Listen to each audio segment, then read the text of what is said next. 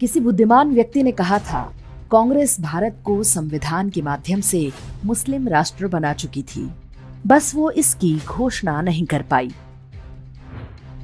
मनमोहन सिंह ने जब कहा था कि देश के संसाधनों पर पहला अधिकार मुसलमानों का है, वो इसी घोषणा का प्रयास कर रहे थे। कांग्रेस ने आशा नहीं की थी कि हिंदुओं की ओर से इतना कड़ा विरोध देखने को मिलेगा। भारत को शरिया पर आधारित इस्लामी राष्ट्र बनाने का अभियान उसी दिन आरंभ हो गया था जिस दिन पाकिस्तान बना। वर्ष 1950 में संविधान के अनुच्छेद 25 के माध्यम से धर्मांतरण को वैध बना दिया गया, ये जानते हुए कि चारों प्रमुख भारतीय धार्मिक समुदाय हिंदू, सिख, बौद्ध और जैन बलपूर्वक या लालच देकर धर्मांतरण नहीं करते, जबकि दोनों अब्राहमिक मजहब प्रोस्लेटिक अर्थात धर्मांतरण पर आधारित हैं। कांग्रेस ने अनुच्छेद 28 के माध्यम से हिंदुओं को धार्मिक शिक्षा देने का अधिकार छीन लिया, लेकिन अनुच्छेद 30 बनाकर मुस्लिमों और ईसाइयों को मजहबी शिक्षा देने की छूट दे दी। कोई और देश होता तो इसे धार्मिक अत्याचार की श्रेणी में रखा जाता। इसके बाद 1951 में सभी मंदिरों के चढ़ावे का पैसा हिंदुओं से छीन लिया गया। कांग्रेस सरकार ने हिंदुओं पर तो सेकुलर कानून थोप दिया, लेकिन मुस्लिम और ईसाई पर्सनल लॉ को छुआ तक नहीं। उन्हें बहुविवाह की छूट दी गई ताकि वे तेजी से जनसंख्या बढ़ा सके। 1954 में स्पेशल मैरिज एक्ट लाया गया ताकि मुस्लिम लड़के आसानी से हिंदू लड़कियों से शादी कर सकें। फिर फिल्मों और साहित्य के माध्यम से इसे ग्लैमराइज किया गया। आज इसी का परिणाम है कि हर वर्ष सैकड़ों हिंदू लड़कियां लव जिहाद में मारी जा रही हैं। वर्ष 1975 भारत को मुस्लिम राष्ट्र बनाने की दिशा में सबसे महत्वपूर्ण था, जब आपातकाल लगाकर संविधान में सेक्युलरिज्म शब्द जोड़ दिया गया। वर्ष 1991 में सोनिया गांधी के दबाव में अल्पसंख्यक आयोग बना, जबकि किसी सेकुलर देश में मजहबी पहचान के आधार पर विशेषाधिकार नहीं हो सकते। इसके बाद ही मुसलमानों के लिए विशेष अनुदानों की भरमार हो गई।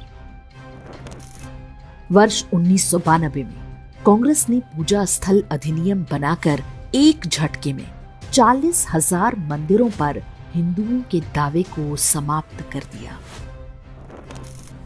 वर्ष 1995 में कांग्रेस ने वक्फ कानून बनाकर मुसलमानों को यह अधिकार दे दिया कि वे जब जहां चाहें हिंदुओं की भूमि छीन सकते हैं। इसके विरुद्ध कोई कोर्ट में अपील नहीं कर सकता। वर्ष 2007 में कांग्रेस ने सुप्रीम कोर्ट में हलफनामा दिया कि राम एक काल्पनिक चरित्र थे, इसलिए राम सेतु को तोड़ दिया जाना चाहिए। इसके बाद कांग्रेस ने हिंदुओं को आतंकवादी साबित करने पर पूरी शक्ति लगा दी। देश भर में हिंदू साधु संतों की धरपकड़ होने लगी, उन्हें बर्बर तरीके से यातनाएं दी जाने लगी।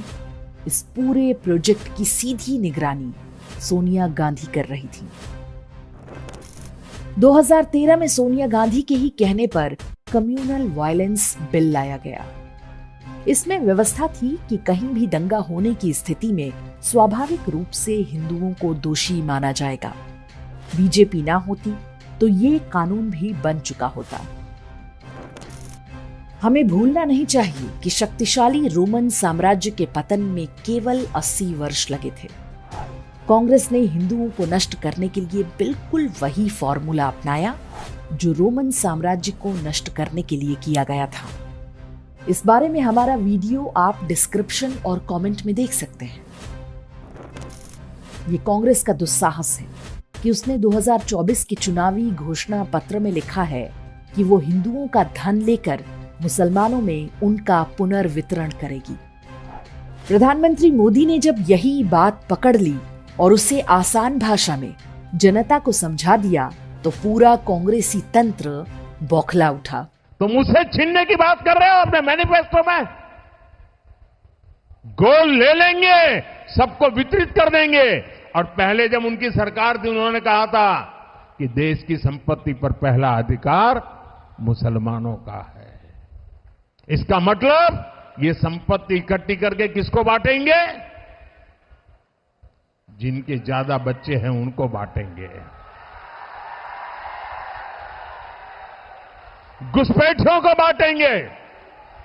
क्या आपकी मेहनत की कमाई का पैसा घुसपैठियों को दिया जाएगा? आपको मंजूर है ये कांग्रेस का मैनिफेस्टो कह रहा है कि वो माताओं बहनों का सोने का हिसाब करेंगे, उसकी जड़ती करेंगे, जानकारी लेंगे और फिर उस संपत्ति को बांट देंगे। मनमोहन सिंह ने बिना कारण ही नहीं कहा था कि देश के संसाधनों पर पहला अधिकार मुसलमानों का है। वे और उनकी पार्टी इसी नीति पर लंबे समय से काम कर रहे थे।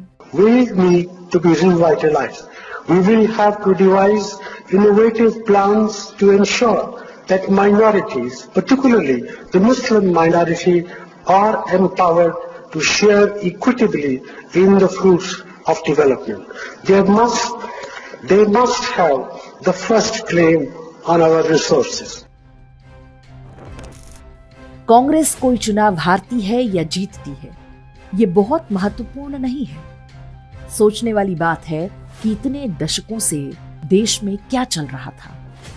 यदि कांग्रेस छोड़ रहा हर नेता यही कह रहा है कि ये पार्टी हिंदुओं से घृणा करती है, तो ये संयोग मात्र नहीं हो सकता। प्रधानमंत्री मोदी ने पहली बार इस विषय पर खुलकर बोला है। हम समझ सकते हैं कि प्रधानमंत्री के रूप में वे ढेरों मर्यादाओं से बंधे हैं, लेकिन उन्हें भी पता होना चाहिए कि दुष्टों के सामने मर्यादाओं का पालन आत्मघाती होता है। अब ये प्रधानमंत्री मोदी का उत्तरदायित्व है कि वे सनातन धर्म को नष्ट करने और भारत को मुस्लिम राष्ट्र बनाने के प्रयासों को जड़ से उखाड़ फेंकने का काम करेंगे।